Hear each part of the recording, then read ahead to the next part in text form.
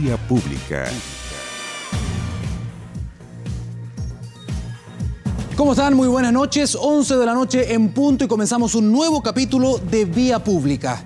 Durante el primer semestre, las denuncias por acoso sexual en las empresas aumentaron, escuche bien, un 31%, mientras las denuncias por acoso laboral también se incrementaron en un 14%. Autoridades del Ministerio del Trabajo destacaron estas cifras, recalcando que los trabajadores chilenos tienen una mayor conciencia al momento de presenciar estas irregularidades. Además, aseguraron que los empleados están más protegidos, ya que de llegar a ser despedidos tras presentar la denuncia, su empleador arriesga una serie de multas y sanciones si no justifica los motivos de la desvinculación ante la Dirección del Trabajo. Para evitar episodios como estos, la Dirección del Trabajo va a emitir en los próximos días un nuevo instructivo nacional para que se prioricen los casos de maltrato laboral. A eso se suma el asistente virtual que ya está operando en la página web del servicio. También se pueden presentar las denuncias en el fono 600-450-4000. Repetimos, 600-450-4000. Bien, y con este comienzo de programa le presentamos la pregunta de este capítulo de Vía Pública. ¿Se debe cerrar la empresa de transporte Línea Azul, que ha protagonizado una serie de accidentes? Dos respuestas, dedo para arriba, sí, dedo para abajo, no. Vamos a estar revisando sus respuestas, recabando sus impresiones a través del fanpage de Facebook. Bien, continuamos este Vía Pública con noticias que vienen desde el cielo, se podría decir, desde el espacio exterior, porque se están descubriendo nuevos planetas o exoplanetas, es la forma correcta de llamarlo. Estamos, en estudio hasta ahora con una de las protagonistas de esta noticia, ella es científica, ella es chilena, hablamos de Bárbara Rojas Ayala, astrofísica, también académica de la Universidad Andrés Bello. Bárbara, bienvenida a Vía Pública esta noche. Muchas gracias por la invitación. Bárbara, tú fuiste protagonista, lo vuelvo a repetir, de un descubrimiento muy relevante, una supertierra y dos subneptunos. Son planetas que están no tan lejos, pero fuera de nuestro sistema solar. Me gustaría que nos expliques, muy en simple, qué significa una supertierra y por qué también el nombre subneptuno. Sí, una supertierra es un cuerpo que seguramente tiene una composición rocosa como la Tierra, pero es un poquito más grande y un poquito más masivo que la Tierra. ¿Ya? Ese, por ejemplo, es un tipo de planeta que no existe en nuestro sistema solar. Un subneptuno, por lo tanto, sería un cuerpo que es un poquito más chico que Neptuno y también tiene una masa menor que Neptuno. Sin embargo, va a tener una composición similar a la que tiene Neptuno, que sería con roca, pero también con gases y con hielos. Es un hallazgo bien interesante, me imagino, para cualquier científico, sobre todo para un astrónomo o astrofísica, descubrir o que digan que fuiste parte de un equipo que descubrió un cuerpo celeste completamente nuevo, desconocido. Entiendo que ya hay varios miles de exoplanetas que se descubren o que se han descubierto, pero en este participaste tú. ¿Cómo fue esta investigación? ¿En qué consistió? ¿Y fue un equipo nacional o compuesto por diferentes astrónomos de diferentes partes del mundo? No, este realmente es un equipo internacional en el cual yo fui seleccionada por mi expertise, ¿no? Yo soy experta en las estrellas de baja masa. La estrella que tiene estos tres planetas que tú describiste es una estrella chiquitita, más chiquitita que el Sol, más fría, y yo soy experta en caracterizar ese tipo de objetos. ¿Uno podría decir que un Sol en miniatura o más pequeñito que el nuestro? Es mucho más chiquitito, va a tener aproximadamente quizás un 60, un 50% de la masa del Sol y también un 50%, va a ser como la mitad del tamaño del Sol, ¿ya? Son objetos bien chiquititos. De hecho, este sistema es un sistema bien pequeñito si lo comparamos con el sistema solar. De hecho, es mucho más parecido, por ejemplo, a Júpiter con sus lunas galileanas y más una luna más, que de hecho en tamaño. Por lo tanto, estamos hablando de un sistema planetario bien pequeñito.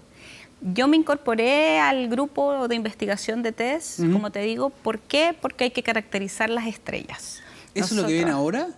Eso, no. En general, lo que pasa es cuando tú tienes, por ejemplo, una misión que va a tratar de encontrar exoplanetas, nosotros no vemos el exoplaneta directamente, sino que es una detección indirecta.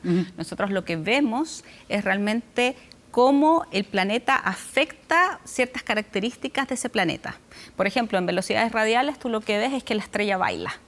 ¿no? Se mueve hacia nosotros y se aleja de nosotros, y nosotros eso lo podemos ver a través de espectrógrafos. En el caso de TESS, lo que nosotros vemos que está variando es la luminosidad o el brillo de la estrella. Y eso quiere decir, este es el sistema de tránsito, ¿no? Quiere decir que el planeta pasa por delante, por lo tanto genera una especie de sombra muy Es como pequeña. es como el eclipse así que tuvimos de la Luna con el Sol. En este caso tú lo que tienes es un planeta pequeñito que está cruzando el disco grande de la estrella, y nosotros vemos eso como que el brillo de esa estrella baja periódicamente. Puede ser cada 3 días, puede ser cada 5 días, puede ser cada 11 días.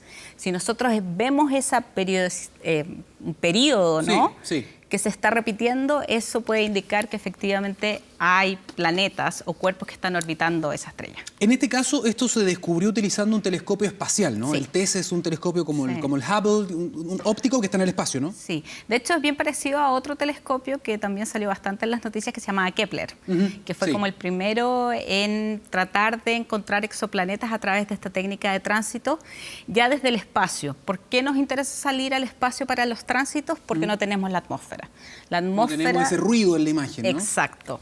La atmósfera, al tener átomos y al tener moléculas, hace que los fotones que nos llegan de esta estrella interactúen con esos fotones o sea, con esos átomos y moléculas, y por lo tanto nos ensucian un poco la imagen. Cuando salimos afuera, vemos una imagen bastante más nítida y es bastante más fácil encontrar esa disminución del brillo. Algo que es un poco más cercano o quizás más mundano, uno podría decir, tiene que ver con al momento de encontrar un nuevo cuerpo celeste, cómo se les bautizan, los nombres que utilizan. Sí. Antiguamente se les ponía el nombre de la persona o el científico que los descubría. Sin embargo, después de un tiempo ya se llegó a una estándar, una norma internacional, donde ponen unas siglas. De hecho, en este caso, esta estrella enana se llama TOI 270, ¿no? Sí, de hecho el nombre que tiene esa estrella viene de un nombre de otros catálogos antiguos, ¿ya? Por ejemplo, la participación que tuve yo para la misión TESS es encontrar las estrellas enanas rojas que debía observar este telescopio. Nosotros recopilamos esos de diferentes catálogos que a veces tienen nombres de personas o apellidos como Gliese, por ejemplo, y otros que tienen apellidos como UACA, que tiene que ver con catálogos. En este caso, el target, o sea, es TESS Object of Interest, ¿ya? Es un objeto de interés de TESS. Eso es lo que significa el TOI, y el 270 es el número que se le asigna a esa estrella, y esos son los nombres que se le dan.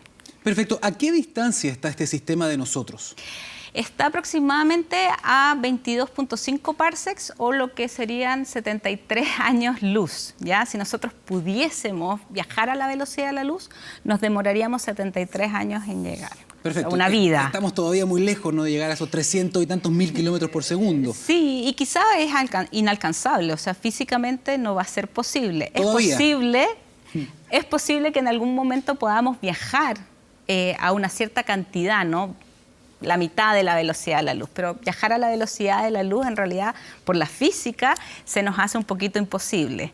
Sin embargo, aunque puede parecer una distancia lejana, ¿no?, 73 años en llegar, si viajamos a la velocidad de la luz, en realidad es una estrella vecina.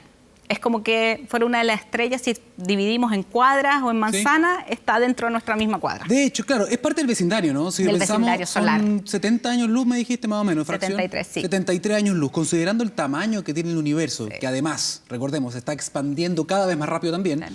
Está al lado. Es una vecina. ¿Cierto? Sí, de hecho podríamos pensar que está dentro de nuestro mismo condominio. ¿Sabemos si es que la distancia que tiene esta estrella con sus dos planetas, o los que ustedes han logrado detectar, está en una distancia de lo que se llama habitabilidad, que pueda haber vida, a lo mejor que pueda albergar vida, o todavía eso no se sabe? Claro. La zona de habitabilidad, como tú bien la defines, es un rango de distancias en donde puede existir agua líquida en la superficie, dependiendo de la atmósfera que puedan tener esos planetas. Entonces es un rango de distancias desde esa estrella. Esta estrella es una estrella bastante más chiquitita que el Sol, por lo tanto, ese rango de distancia está bastante más cerca. Claro.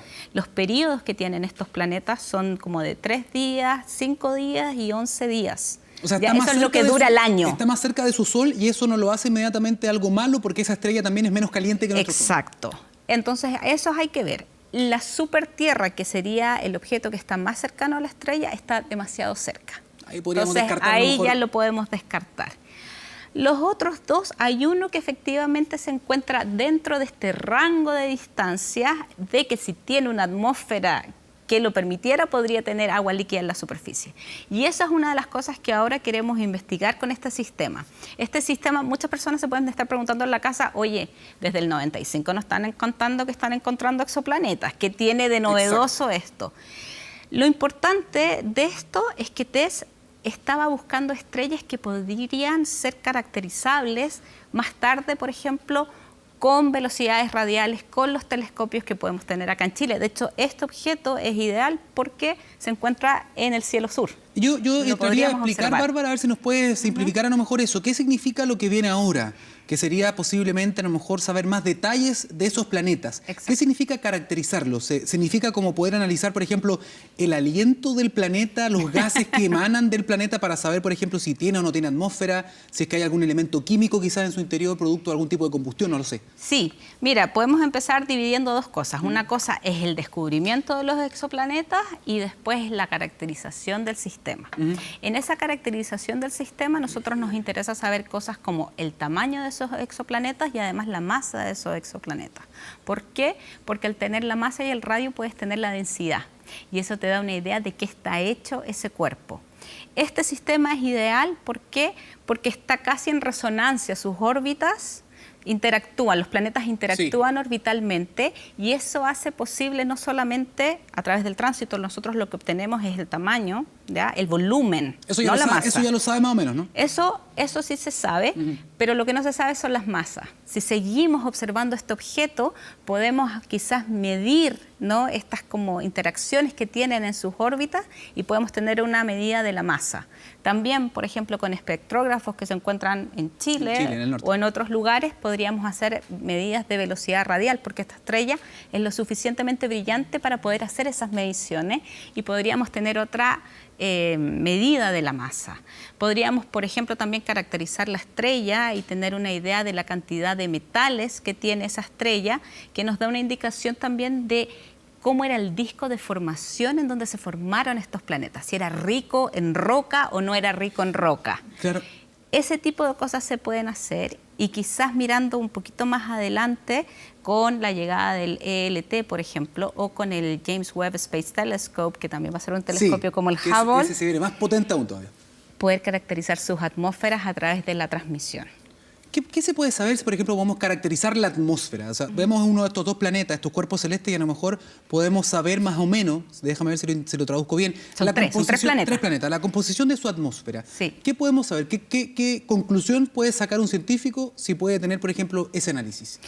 Por ejemplo, ahí tú podrías ver, por ejemplo, la presencia de oxígeno, la presencia de ozono, por ejemplo, de qué está compuesto, si es algo similar a la atmósfera de nosotros, o quizás es similar a la atmósfera de Neptuno, o quizás similar a la atmósfera de Venus. Una de las cosas, por ejemplo, que es bien interesante de nuestro sistema solar, es que la Tierra y Venus, si tú los comparas en masa y en tamaño, son idénticos. Son como hermanos, claro. ¿Ya? Son como gemelos. Sin embargo, Venus es un infierno. ¿Por qué? Porque estaba bastante más cerca de la estrella. Sí. Eso generó un efecto invernadero importante y en Venus, por ejemplo, llueve ácidos. Sí. ¿Ya? Azufre, ¿no? En la Tierra eso no ocurre. Por lo tanto, el hecho de que nosotros podamos observar la absorción, o sea, qué tipos de moléculas existen en esas atmósferas, nos va a decir una idea de que si estamos viendo algo más similar a la Tierra, o si estamos viendo algo más similar a Venus, o quizás algo más similar a Neptuno. Es en ese espacio de oportunidad donde nosotros acá en Chile tenemos una gran chance de ser protagonistas nuevamente, ¿no? Sí. Porque en un par de años más vamos a tener el 70%, se calcula, ¿no?, de la capacidad de observación. Casi. Tú mencionabas, casi, ¿no? Tú mencionabas el ELT. Sí. Y también va a estar el GMT. Sí. Son dos de los más grandes proyectos que se están construyendo en el norte. Dos de los tres, sí. Exactamente, dos de los tres más grandes ahí en nuestro país. Con esa tecnología podremos, por ejemplo, mirar estos tres planetas con más detalle, ¿no?, con una lupa mucho mayor. Sí, de hecho, por ejemplo, del ELT, una de las metas que tiene y por qué tiene un espejo equivalente a 39 metros, es para poder hacer efectivamente eso. Buscar sistemas en los cuales estén bastante cercanos y poder analizar esa atmósfera e incluso quizás hasta ver la superficie y ver si esa superficie, por ejemplo, dependiendo del reflejo que tenga, si es agua, como un océano, o quizás es solamente tierra, es continente. van a ver? ¿Se puede ver ópticamente? O sea, ¿es una foto real? No ¿o es una vamos a reconstrucción? sacar, no vamos a sacar una foto quizás como los planetas que estamos viendo allá, pero sí vamos a ver la interacción de la luz. La luz, yo creo que es una de las herramientas fundamentales para estudiar el universo. Y lo importante que tiene la luz es que interactúa con la materia. ¿Ya? Es una partícula que interactúa con la materia. Y al interactuar con la materia nosotros podemos medir diferentes cosas. Nosotros vemos, porque resulta que llega un fotón, que llega hacia ti, refleja, y yo en mi ojo puedo percibir que tu corbata no es de un color morado.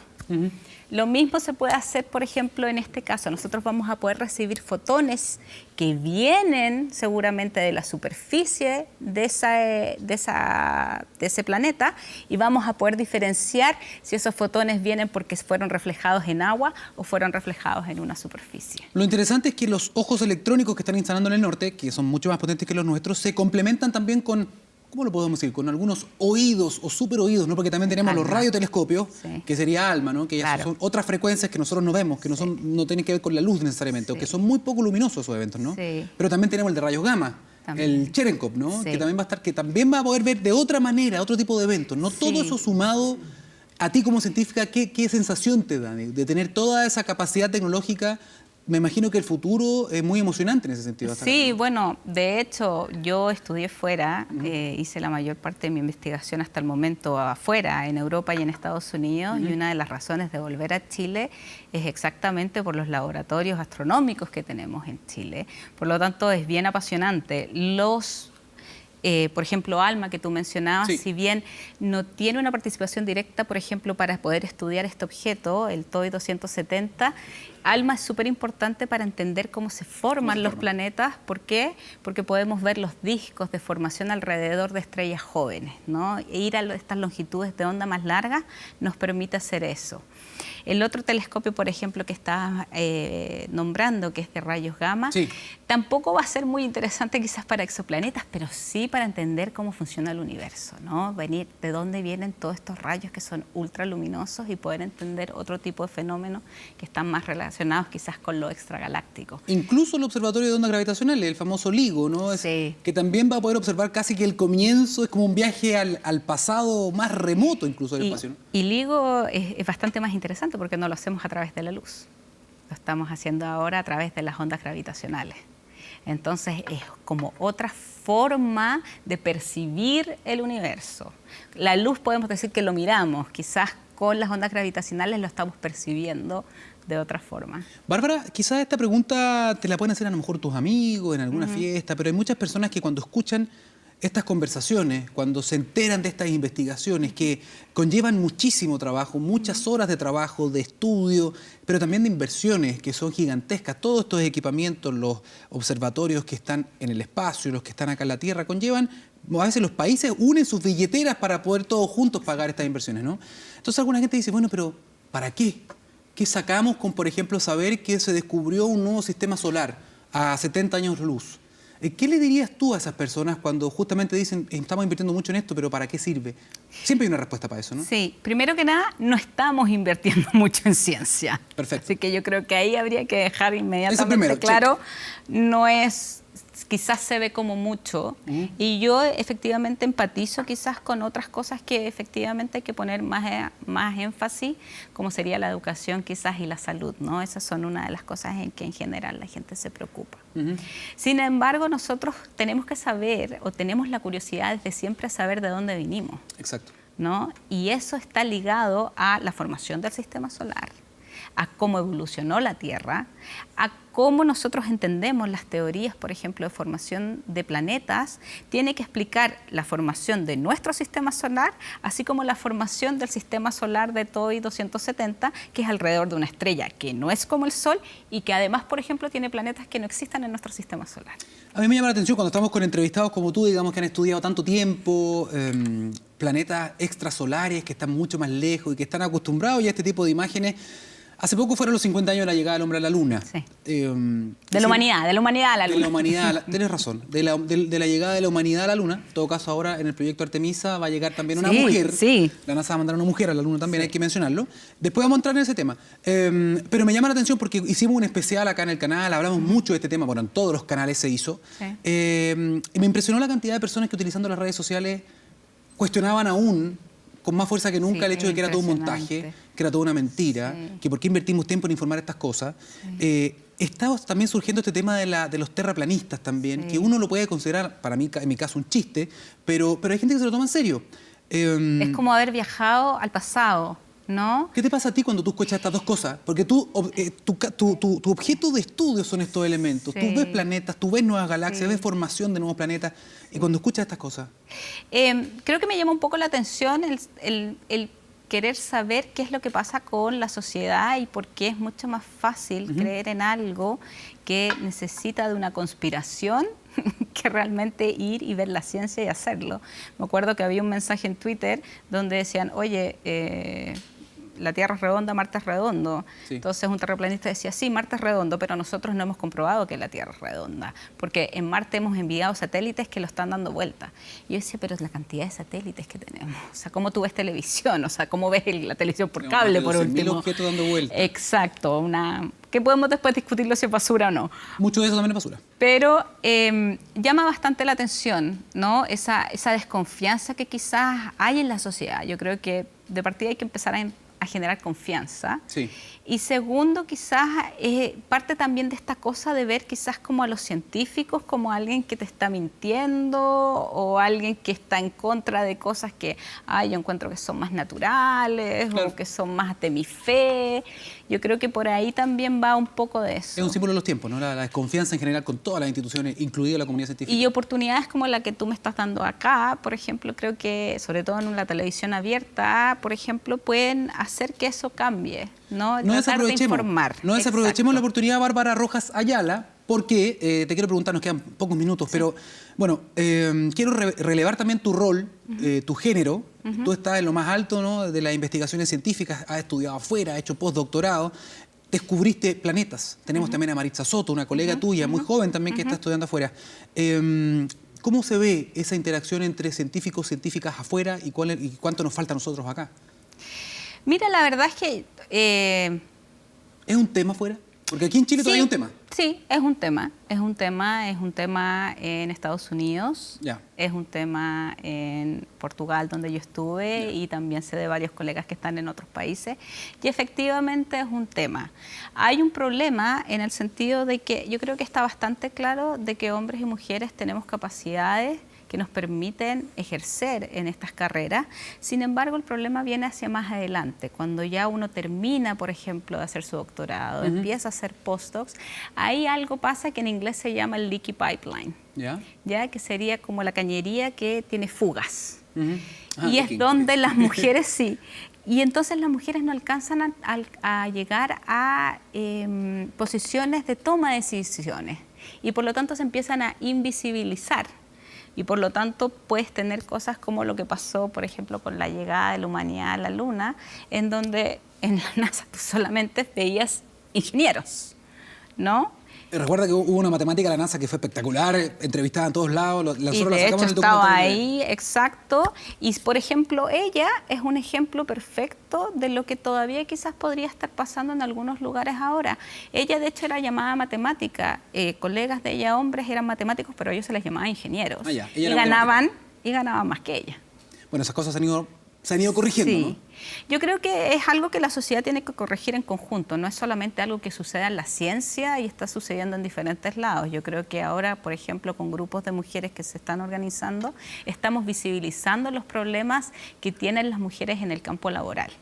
Y eso está en la ciencia, está en la empresa, está en la industria, está en diferentes lugares. De hecho, también podemos pensar que está en la política. Sí. Hace poco, por ejemplo, se hizo toda una legislación para que los partidos políticos incluyeran a las mujeres. Y yo creo que eso va en la situación correcta. Hay cosas que hay que hacer. Si nosotros nos quedamos pensando en que las mujeres ya llegaron a trabajar, nos vamos a demorar 200 años en realmente llegar a como una equidad.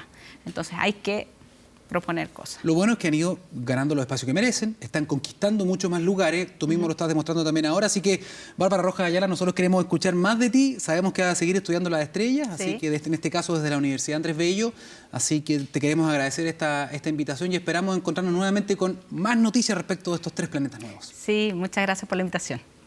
Bien, Recordamos, hay una pregunta en Facebook que usted puede contestar. ¿Se debe o no se debe cerrar la empresa Línea Azul? A la vuelta, seguimos con más Vía Pública. Espérenos.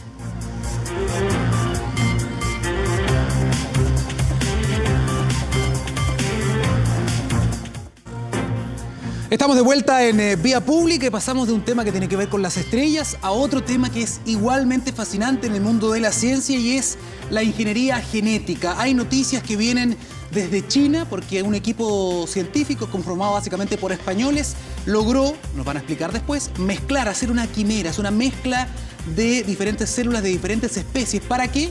Para tratar de generar órganos para trasplantes en seres humanos. Esto ha generado una alerta internacional también entre muchos científicos, algo de debate también por los alcances éticos que este tipo de investigación puede tener. Para saber respecto de esto y de otros tratamientos que utilizan la genética, estamos hasta ahora con Juan Francisco Calderón, él es académico del Instituto de Innovación y Medicina de la Universidad del Desarrollo y también miembro de la Sociedad Genética de Chile. Gracias por estar acá, Juan Francisco. Hola, Daniel, gracias por la invitación. Juan Francisco, bueno, partamos por este tema, esta famosa quimera o esta mezcla. Tú pudiste, me imagino, leer algo también de esta investigación. ¿Cómo se podría explicar en términos sencillos? ¿Qué fue lo que se logró y por qué hizo noticia a nivel mundial? Bueno, lo que se logró fue justamente implantar y lograr el crecimiento y desarrollo de órganos en sus estadios más primordiales, es decir, implantar células de una especie en un organismo, en un embrión de otra especie. A eso se refieren con quimera, con el objetivo de estudiar si se puede llegar a generar órganos que puedan ser después trasplantados hacia los humanos, hacia pacientes que los necesiten, pero desarrollados en animales de laboratorio. Algunos pueden asustarse un poco con este tipo de informaciones porque entiendo que eran embriones de mono y le inyectan algunas células humanas para formar una especie de híbrido, ¿no?, que pueda tener estos órganos. ¿Esto se había hecho antes? ¿Se ha intentado? ¿Existe una especie de norma internacional entre los científicos que pueden hacer algún tipo de modificación genética en embriones o no? Bueno, las legislaciones van cambiando país a país y por eso es que algunos equipos deciden trasladar sus investigaciones a lugares donde la legislación sea un poco más laxa o más permisiva en ese sentido. Hay normativas que dicen que uno puede hacer ciertos tipos de experimentación y de manipulación genética con embriones hasta un cierto número de días post-fertilización o post-formación del cigoto. Por otra parte, yendo a tu pregunta, efectivamente desde hace varios años, ya al menos desde el 2010 o fines de la primera década de este siglo, se vienen mostrando resultados en los que se pueden implantar exitosamente células de una especie en cigotos o en embriones de otra especie, que es lo que llamamos quimera. Entonces, efectivamente esa es la definición de quimera, un organismo que tiene células de más de una especie. Juan Francisco, en la teoría, ¿es factible cultivar, no sé si se puede decir, órganos humanos en otra especie? Se ha intentado, parece, con cerdos, me parece. Se ha intentado y una de las principales limitantes justamente en el estudio de esta aplicación es cómo afectan, ¿no es cierto?, los distintos genomas, ¿cierto?, la distinta información genética de una especie al desarrollo de estas células de esta otra especie. Y por lo tanto se han hecho experimentos con especies que genéticamente estén muy relacionadas. Por ejemplo, rata con ratón. Y esos experimentos de quimerismo han sido súper exitosos, justamente mostrando que sí se pueden desarrollar organoides o órganos en estado un poco más primitivo, pero que sí tienen todas las funciones del órgano adulto tal como lo conocemos en humanos. Por eso en este caso se hace humano-simio. Exactamente. Ese es el objetivo, digamos. El objetivo es encontrar un organismo que sirva para desarrollar órganos potencialmente implantables en humanos. Juan Francisco, hay un factor común entre este caso y otro que también hizo noticia no hace muchos meses atrás. Ustedes habrán escuchado la noticia de un científico chino que editó embriones humanos. Que personas que nacieron, niñas, me entiendo, que venían de alguna manera editadas para ser inmunes a ciertas enfermedades como el VIH. También se hizo en China. Estos son científicos españoles que tuvieron que ir a China para hacer este experimento. ¿Por qué se van a China? ¿Qué pasa en China? Es justamente lo que discutíamos hace unos minutos. La legislación en China es mucho más permisiva en el sentido de permitir estas experimentaciones y estos análisis. La verdad es que en la práctica lo que los científicos buscan responder son preguntas elementales, fundamentales para el desarrollo después de nuevas terapias que pueden venir muchos años después. Pero la primera pregunta, por ejemplo, es si efectivamente éramos capaces de editar el genoma para prender o apagar un gen para generar una consecuencia física, un fenotipo determinado, ¿ya? Y en ese sentido, bueno, las condiciones nuevamente más permisivas puede que estén en China. Ahora, en términos de cuál es el concepto común entre las quimeras de distintas especies para la producción o la generación de órganos y la edición de los embriones y de estas niñas que nacieron en China, Sí. Es la herramienta que se utiliza. Entonces, en la preparación de los embriones a los cuales se les quiere implantar células para desarrollar estos órganos quiméricos, lo que se hace es apagar algunos genes y, entre comillas, preparar estos embriones para que no rechacen estas células que se están implantando. Y la técnica para apagar esos genes es la misma técnica que se utilizó en los embriones y que se utiliza en embriones para editar el gen que se quiere cambiar. En este caso, el gen que ayuda, digamos, o que utiliza el virus del VIH para ingresar a las células. ¿Tú te refieres en este caso a la técnica llamada CRISPR-Cas9? Exactamente, sí. Ahora, es interesante para las personas que nos están viendo porque eso ganó un premio Nobel, entiendo. El CRISPR es una herramienta que está revolucionando quizás la ingeniería genética, la biología sintética. No sé si nos puede explicar muy brevemente qué es CRISPR, para que quede muy clarito. Muy brevemente, el sistema CRISPR-Cas, en general, en sus múltiples versiones, CRISPR-Cas9 es simplemente la versión más popular, sí, porque está más optimizada para el uso biotecnológico, pero en general el sistema CRISPR-Cas es el sistema de inmunidad de las bacterias en defensa de los virus. Y científicos en distintas partes del mundo casi simultáneamente lograron adaptar este sistema para ir a cualquier genoma, a cualquier núcleo de cualquier célula y poder cortar y pegar y editar cualquier base nitrogenada, cualquier letra de este genoma para cambiarla por lo que uno quiera. O sea, saco un fragmento que a lo mejor está funcionando mal del ADN y le copio otro que está alterado pero que está funcionando bien. La elegancia del sistema consiste justamente en que sirve para, si lo traducimos a un editor de texto, puedes cortar y pegar, puedes duplicar, puedes reprimir, puedes borrar, puedes sobreexpresar un gen que está expresándose más bajo de lo que tú quieres, puedes hacer básicamente cualquiera de las funciones naturales de la célula, pero donde tú quieres. Perfecto. Justamente con esa herramienta hay otra noticia que es muy positiva, ya no es tanto lo de la quimera, que eso es muy experimental y está iniciando. En Estados Unidos, entiendo, lo habíamos comentado también, científicos, médicos en este caso, lograron tratar a un paciente que tiene una enfermedad genética, un desorden genético, lograron tratarlo por primera vez, entiendo, utilizando estas tijeras, ¿no?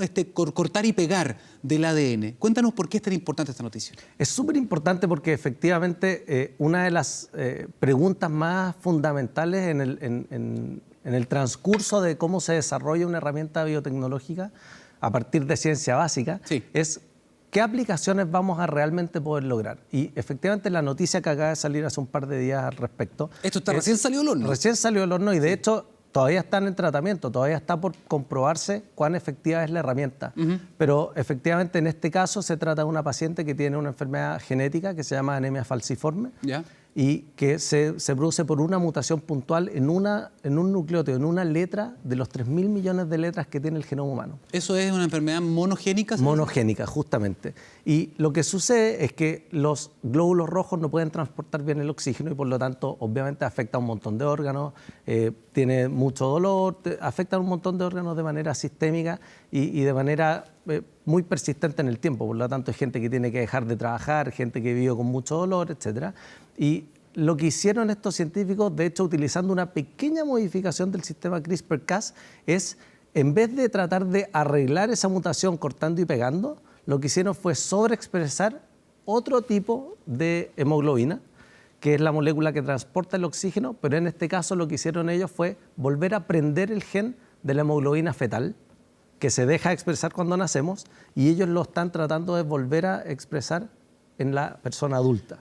Estamos hablando, por ejemplo, de que sacaron de ese mismo paciente células, las modificaron genéticamente, les enseñaron en el fondo a producir nuevamente lo que les faltaba, lo que no estaban produciendo, y se las vuelven a insertar al paciente. Exactamente. ¿Y qué podría pasar? Bueno, primero, nuevamente, como para todo tratamiento nuevo, hay que probar que es inocuo, que además es beneficioso para el paciente, pero respecto a la edición génica como técnica propiamente tal, siempre está la posibilidad de que la herramienta, en este caso Cas9, vaya a un lugar del genoma al cual no queremos que vaya y que produzca un cambio que no esperamos que suceda.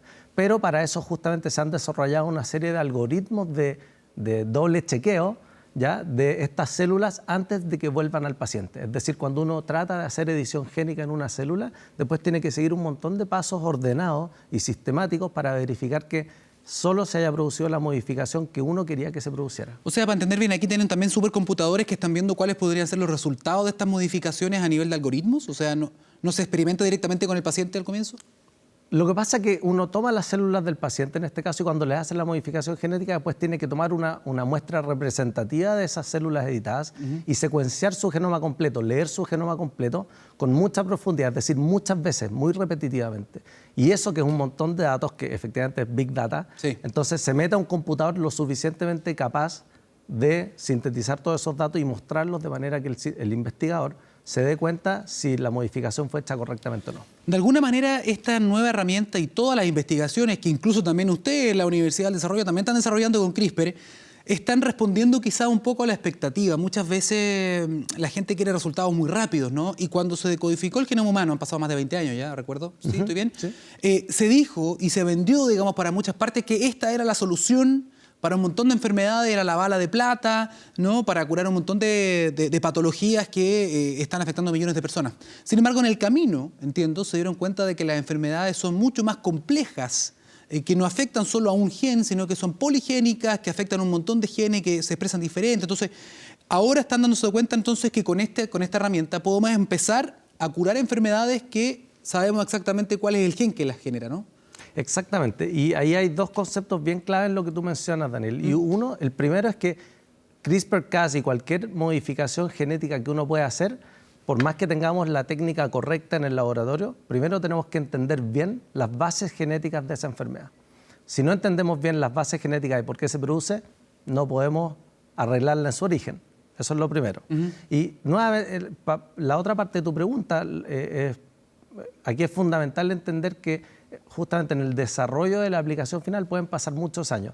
La secuenciación del genoma humano efectivamente fue una gran marca, ¿cierto? Marcó un antes y un después en la medicina en general y en muchas otras ciencias también. Pero de aquí a que logremos generar sistemáticamente soluciones o alternativas terapéuticas novedosas para enfermedades de origen genético, efectivamente han habido y van a seguir habiendo muchos años de trabajo entre medio. La pregunta del millón, y con esto creo que te la juegues, Juan Francisco, ¿cuáles son las otras enfermedades que ustedes ya saben que son monogénicas, es decir, producidas por la distorsión de un gen, que podrían eventualmente ser tratadas con técnicas parecidas a CRISPR, por ejemplo? Hay casos en los que se está probando ya con cierto éxito en pacientes la edición génica o la corrección con esta técnica de genes defectuosos. Uno de ellos es la distrofia muscular de Duchenne, que se está haciendo un estudio en Toronto, otro estudio en Estados Unidos. Hay otras enfermedades que tienen que ver con el sistema inmune que también se están tratando de reparar con esta técnica. Y hay otras enfermedades genéticas también justamente relacionadas con una con desarrollo de huesos y otra con algunas enfermedades de la piel que se pueden o que se están tratando de modificar. La clave está en llevar esta herramienta Cas9 o CRISPR-Cas a el órgano correcto, a las células correctas de manera sistemática para que se genere el efecto terapéutico positivo en el paciente. También recuerdo que se están haciendo avances importantes, por ejemplo, en un tipo de ceguera que es la maurosis congénita de Leber. Yo recuerdo que alguna vez conversamos este tema, Juan Francisco, y que lo hacían a través de edición también, pero era la inyección a través de un virus. Sí. Y lograban corregir ese tipo de ceguera que finalmente con los años se convierte en una ceguera completa, ¿no? Esta maurosis congénita de Leber. ¿Es lo mismo? ¿También se utiliza el CRISPR o es un método distinto, paralelo? Es un método similar, pero aquí la gran diferencia, y tú lo mencionaste muy bien, es el método de despacho, digamos, de esta herramienta a los distintos tipos celulares. Y no es lo mismo tratar de meter CRISPR-Cas para editar un gen a través de un virus que es inocuo, pero que está programado Ese es como el vehículo para que entre, ¿no? Justamente, solo el vehículo para que ingrese a la célula, versus otros mecanismos que se están comprobando también. En el laboratorio, por supuesto, cuando uno lo hace in vitro, es decir, en un espacio controlado en células que uno cultiva en el laboratorio, es mucho más fácil probar virus versus otros mecanismos de despacho, ¿ya? Pero efectivamente el órgano que esté afectado va a ir dictando la pauta de cuál puede ser el mejor método de llevar la herramienta hacia la célula afectada. Ahora, el paciente que está siendo tratado actualmente con esta noticia, con CRISPR, no sabemos todavía si va a funcionar todavía el tratamiento, ¿no? Eso aún está en desarrollo. Justamente, ellos están en medio del estudio clínico. Se sabe que la paciente nota cierta mejoría en sus síntomas, pero los parámetros clínicos reales de que la paciente está sana o está mejorada, está curada de la enfermedad, todavía falta para que lleguen a esa conclusión. Yo recuerdo también hace poco que hubo una noticia de un doctor que vino a Chile y que estaba tratando de hacer algo similar, de educar al sistema inmune de los pacientes, a su propio sistema inmune, y luego volver a inyectárselo como super soldados de alguna manera para que combatieran, por ejemplo, el VIH. ¿Son técnicas similares o en esos casos no sería CRISPR, no hay edición genética en esos casos? Es interesante porque a veces para la misma pregunta biológica, es decir, cómo combatimos el VIH o cómo trabajamos alrededor de células tumorales con nuestro propio sistema inmune, se pueden utilizar distintas técnicas de biología molecular. CRISPR-Cas suele ser o está siendo una herramienta que está o que puede ser utilizada para todas las enfermedades que tú has mencionado durante esta conversación, desde cáncer a cosas inmunes, a cosas monogénicas, a cosas infecciosas. Entonces, esa yo creo que es la gran belleza, digamos, de esta técnica, es que ha permitido hacernos preguntas novedosas de cómo mejorar o de cómo impactar a enfermedades que antes se pensaba que no podían ser manejadas desde este punto de vista genético. Pero hay que ser pacientes, ¿no? Muchas veces la gente, claro, por cuando uno tiene un familiar, por ejemplo, con alguna de estas enfermedades, uno dice, pucha, por favor, apúrense con el desarrollo, pero estas cosas llevan mucho tiempo porque aparte tienes que hacer cosas que no tengan consecuencias nefastas, ¿no? Justamente, y ahí es una tarea constante y pendiente siempre de nosotros, la comunidad científica, de salir a explicar cuáles son los alcances de noticias como la que tú citas, Sí. pero además también de comunicar que estamos trabajando para eso y que en el fondo toda la ciencia que nosotros hacemos y tratamos de hacer en Chile y en otros lugares del mundo se hace justamente con ese objetivo de llevar una solución novedosa a cada paciente en particular, y eso es lo que llamamos en general la medicina de precisión, en este caso medicina genómica de precisión. Esta puede ser una pregunta compleja, pero si ustedes logran editar, aunque sea un gen o un par, ¿no? De un paciente, esa modificación que ustedes hacen, ¿se traspasa a la siguiente generación? Porque uno hereda también, ¿no? Parte del código de tus progenitores. ¿Esos cambios que ustedes pueden hacer son heredables o eso tampoco se sabe? ¿Puede generar modificaciones futuras? Buena pregunta. En este caso particular, no. Y la respuesta es no, porque se hacen las modificaciones genéticas en lo que llamamos las células somáticas. Y en los individuos, en los seres vivos, existen las células somáticas y las células germinales. Las células germinales son las que van a dar origen a los gametos para la siguiente generación. Perfecto. Y si modificáramos células germinales, entonces sí se podrían traspasar a la siguiente generación. Pero como estos cambios son hechos en células somáticas, que no van a formar gametos, entonces no se traspasan a la siguiente generación. Ha habido también mucho debate a nivel valórico, si tú quieres, o espiritual también, respecto de hasta qué punto los seres humanos somos capaces o debemos, ¿no?, poder modificar nuestro propio código con esta misma herramienta de CRISPR que se está utilizando en todo el mundo. Ustedes la utilizan, en muchos países se está utilizando.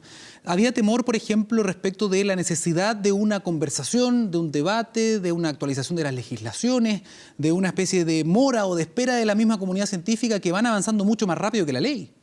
De todas maneras, y nuevamente nosotros estamos trabajando con colaboradores en nuestra universidad y en otras instituciones, justamente en discutir cómo el marco regulatorio responde con una velocidad eficiente a lo rápido que avanza la técnica. Y en eso estamos de acuerdo todos, en que lo mejor es regular. No se puede prohibir porque va a suceder igual la investigación, pero tiene que ser altamente regulada y tiene que ser muy conversado. El diálogo tiene que estar siempre presente justamente cuando se chocan la parte técnica con la parte ética valórica.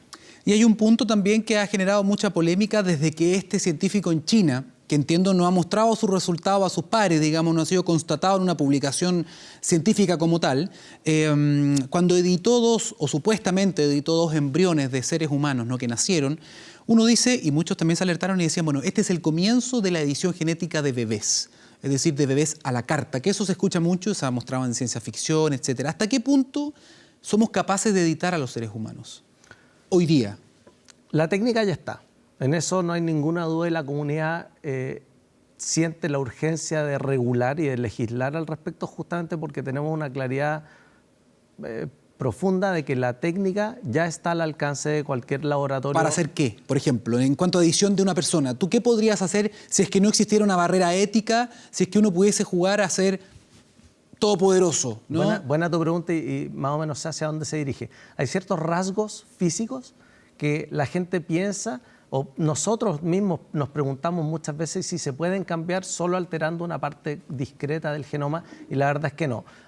Los rasgos en los que la gente piensa y los que pensamos cuando leemos notas del tipo bebés a la carta, sí, es si podemos tener hijos más altos que yo, o que corran más rápido que yo, o el color de los ojos. O que el color de los ojos, o el color del pelo, etc. Y todos esos rasgos en general no dependen de un solo gen, dependen de la interacción de muchos genes. Y por lo tanto, tratar de modificarlos técnicamente ya es muy complicado, y por supuesto ni siquiera hemos llegado al punto de que éticamente es completamente reprobable. Entonces, la edición con fines, vamos a decir, cosméticos, claramente está fuera de discusión. Lo que estamos discutiendo aquí, y la comunidad general científica a nivel nacional e internacional, lo que está discutiendo es si el marco regulatorio tiene que permitir la utilización de esta técnica con fines terapéuticos. Por ejemplo, en este caso del científico chino que editó estos embriones para hacerlos inmunes a estos seres humanos, a estas personas, ¿no?, a ciertas enfermedades. Suena como medicina preventiva de precisión en este caso. ¿Hay alguna opinión al respecto de la comunidad científica? Porque entiendo que algunos lo rechazaban, pero otros decían, bueno, es una forma de avanzar. Discutamos. La gran pregunta aquí, primero lo que mencionaste antes, que esta persona nos ha mostrado sus resultados de la manera en que los científicos comunicamos nuestros resultados tradicionalmente, y que es por literatura revisada por pares. Pero tal vez lo más importante es preguntarse si valía la pena y si era ético intervenir en embriones humanos que estaban sanos. Esa es la gran pregunta, porque no está modificando un gen defectuoso, sino que está introduciendo una mutación que no estaba presente, con el objetivo de ver si efectivamente se reproduce el efecto de esa mutación observado previamente. Y eso es una diferencia fundamental. Pero sin duda esos casos también, por muy polémicos o a lo mejor falsos, pueden ser falsos, abren el debate y además impulsan a otros laboratorios en otras partes del mundo también a avanzar un poco más. Entiendo que meses después o semanas después de que se comunicara ese supuesto hallazgo en China, en Harvard también hicieron algunas modificaciones embrionarias, genéticas. Por lo tanto, todos están empezando a avanzar un poco, no hay un acuerdo general, ¿no? Justamente por eso es que la comunidad está clara en que imponer moratorias y prohibiciones en esta época suele ser poco efectivo. Y suele ser poco efectivo porque la investigación y las preguntas que necesitamos generar en respuesta a investigaciones como la de este científico chino, tiene que ser: generemos más datos, respondamos a estas preguntas fundamentales para saber si es correcto y si es no nocivo generar estas modificaciones. Juan Francisco, siempre hablamos de estos descubrimientos afuera. Citamos a científicos que están trabajando en Europa, en Estados Unidos, en China. En Chile también tenemos científicos de gran nivel. Tú mismo estás trabajando en este tipo de desarrollos, utilizando herramientas como CRISPR. ¿En qué están ustedes hoy día? También entiendo que están trabajando en posibles usos terapéuticos, ¿no? Bueno, nosotros estamos respondiendo varias preguntas genéticas y biológicas utilizando CRISPR. Por ejemplo, imagina que dos personas tienen la misma enfermedad genética, pero una la desarrolla de manera mucho más severa que otra. La pregunta es: ¿qué hay de distinto en el genoma de esas dos personas que una tiene una enfermedad mucho más grave que la otra teniendo la misma enfermedad? Y una de las respuestas que podemos tratar de generar es comparar leer esos dos genomas, secuenciarlos, buscar las diferencias y mediante técnicas como CRISPR-Cas9 ir a modelos in vitro y después modelos animales tal vez, y ver cuál es el efecto puntual de esas diferencias en el genoma. Y por lo tanto, el acceso a técnicas como CRISPR-Cas lo que nos permite es identificar realmente en qué se traducen esas diferencias en secuencias de los genomas en términos de desarrollo de enfermedades o predisposición a algunas otras enfermedades. Muy bien, Juan Francisco Calderón, académico del Instituto de Innovación y Medicina de la Universidad del Desarrollo. Gracias por conversar estos temas que a veces no se tratan muy seguido, ¿no?, en televisión, pero que son muy, muy relevantes porque podrían ser la solución para enfermedades que afectan a millones de personas. Muchas gracias por estar hoy día en Vía Pública. Gracias, Daniel, por la invitación. Bien, y con esto vamos a una pausa comercial. Ya volvemos. Espérenos.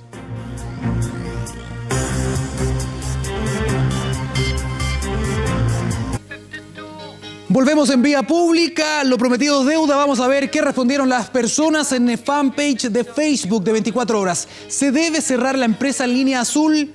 Sí, contundente. Un 80% de los encuestados se tiró por esa línea, se comprometió con esa opción. ¿Deberían cerrar esta empresa? No, un 20%. Como siempre, les agradecemos por participar de nuestra encuesta online. Nos conectamos a esta hora con nuestro portal de noticias. Ahí estamos viendo Bárbara Riveros y su participación en Lima 2019. Pese a lesión, fue obedecer a un reglamento. La atleta entonces se defendió de su actuación en los Juegos Panamericanos y acusa que no podrá participar en un evento en Tokio, ya que su paso por Perú hizo que empeorara una lesión que arrastraba y que le impedirá estar en un certamen clasificatorio. Lamentable parte de las informaciones que tiene nuestro portal de noticias 24horas.cl. Revisamos ahora el tiempo en vía pública. Veamos, señor director, qué es lo que nos depara entonces. Temperatura actual, 4 grados a esta hora, despejado con algo de bruma en Santiago. ¿Cómo va a estar en los próximos días? Lo revisamos. Región metropolitana, viernes completamente despejado, una máxima muy agradable, hay que decirlo, de 19 grados, y para el sábado aumenta un poquitito más para tener un buen fin de semana. Despejado el día sábado, 24 de máxima. ¿Cómo va a estar el resto de nuestro país? Lo revisamos a continuación.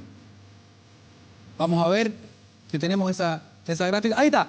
Valparaíso entonces 18 grados, igual que Santiago mañana, y Copiapó 27 grados. Siempre nos sacan pica ellos con esas temperaturas tan agradables ahí en el norte de nuestro país. Subamos un poco el volumen, si no le suena esta canción, por lo menos porque no he escuchado radio los últimos 20 años. ¿Por qué? Hagamos un poco de memoria.